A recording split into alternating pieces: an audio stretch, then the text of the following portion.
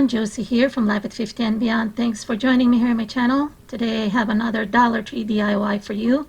And this is again in collaboration with Araceli Chan. I will be linking in the description box below her video for this collaboration. What we're going to be making today is a chandelier. I'll be making a chandelier in farmhouse style, and you will be seeing Araceli's version, which is in glam style. So for this project that I have, I've seen this chandelier numerous times on Pinterest, but I know that that can be expensive. I've always been thinking I can remake that using only Dollar Tree materials. So you will need this type of frame, and these are the art pieces. I'm using these longer ones, and you can find them in the frame section. So I'm going to be removing the inserts. To be honest, I am reusing 3 pieces from my previous project, and that's one of the main reasons why I use hot glue, not a permanent glue, because I tend to dismantle my projects. So it's more economical that way, so that I don't have to buy so much, and then later on there'll be a problem with storing them. So what I've done with the 3 pieces, I have already remove the inserts and then reinforce the glass back in with hot glue.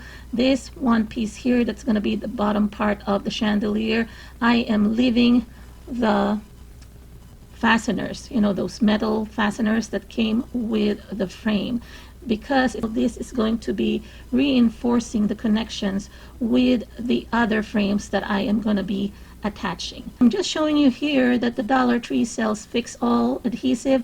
It's as good as E6000. Like I said, I am only going to be using hot glue for this project.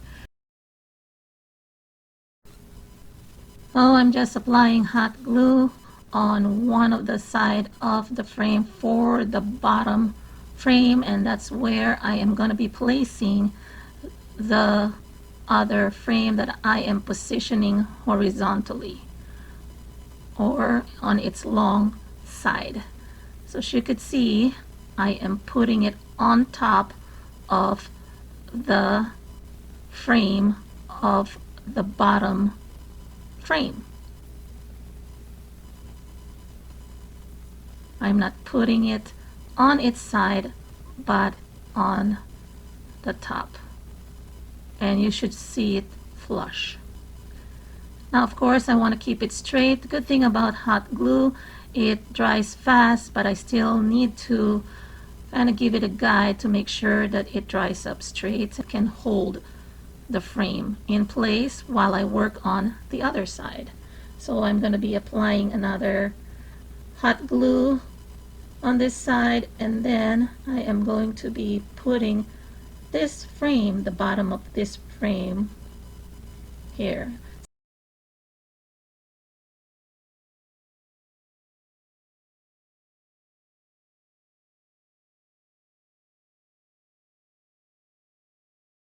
I'm removing all the inserts, including the glass of the other 2 frames that will be positioned on its vertical side.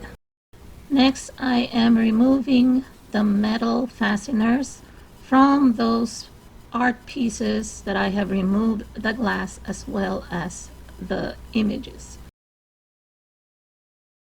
Once I have removed the metals, I am going to be applying hot glue to the side. I made a mistake of applying the glue on the frame that I am gonna attach, because this is taller than the ones that are horizontally positioned.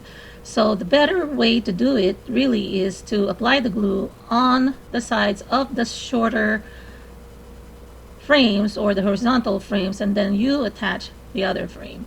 So that's what I'm gonna do on the second frame. As you can see here, I've actually made a mistake and I'm removing the excess mess that I created there. Learning from my mistake on that side, I am now applying the glue here.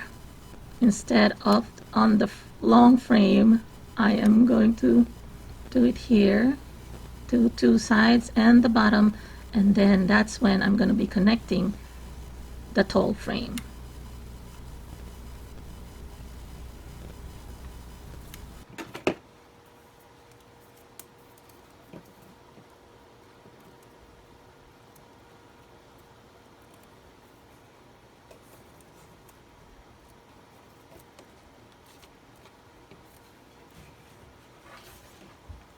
I'm reinforcing all the connections by adding more hot glue. As you could see, I'm applying more on all the sides or on corners of the frames to make sure that they are connected well.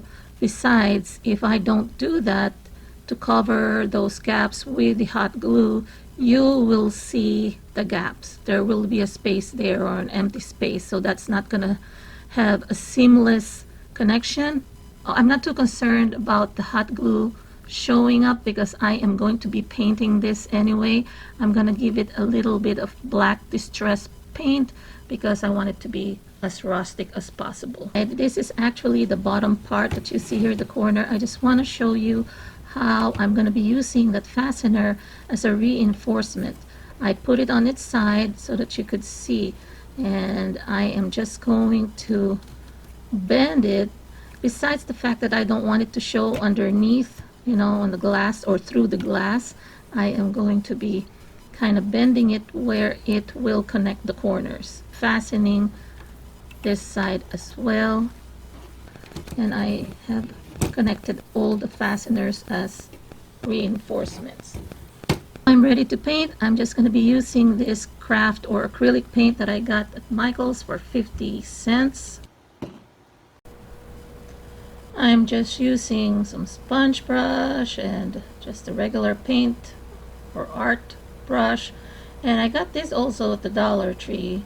This sponge is being sold at the hardware or kind of like a DIY home improvement section of the Dollar Tree, and I'm just going to be dabbing this. I want to cover as much of the gold as possible. However, I also want the gold to show. Okay, so it's not going to be a full coverage. I just want to give it a little bit of a distressed or a weathered look, which I like to do. Kind of gently brushing the black onto the gold frame, and then using my sponge first and then using the brush to kind of give it some brush stroke and make it a little bit more rustic and not too finished or too smooth. I am also painting inside even though it's already black because I'm trying to also paint over the glue so that it will have a better or finished look. Now what I'm going to be using as my hanging hardware will be the chains from the wire basket, you know, the planter basket that you also get at the Dollar Tree.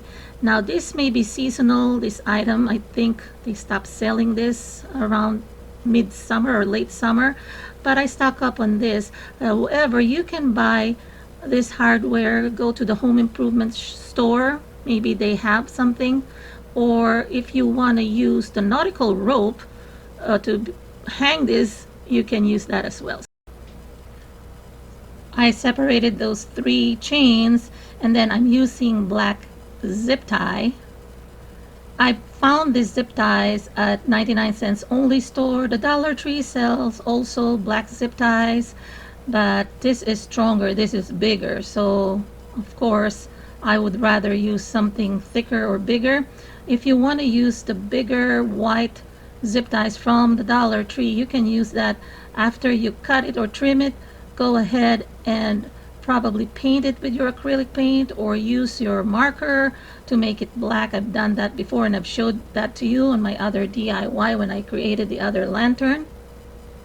So I'm just attaching this onto each side. So 1 chain on each side, and then the 3rd chain I am going to be putting these 2 chains together that I'm attaching on both ends, and then that will be hanging onto the hook on our ceiling.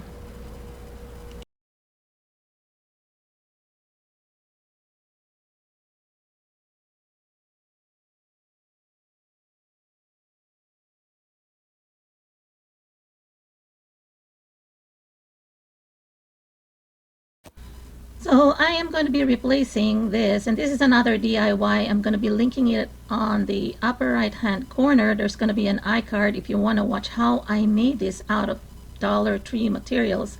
So I am going to be unhooking this and replacing it with my new chandelier. So here it is, and I have 3 Dollar Tree pillar candles there that are, you know, the LED pillar candles, and I want to show you how I hooked it up. Okay, so this is how it looks like, and I must say I'm liking it. See, if you include the price of the chains, just $1. The frames, we have 5 frames, that's $5. Plus the chain is $6, and then the 3 pillar candles, $9. So total of $9. So I hope you enjoyed this video, everyone. If you did, please give it a thumbs up. Please share to anyone who may be interested in this type of project, and please head out to Araceli Chan's channel to watch her project in this collaboration. Again, thanks Araceli for joining me on this collaboration. Hope to do it again sometime soon. Have fun, everyone. Hope you all are having a great day.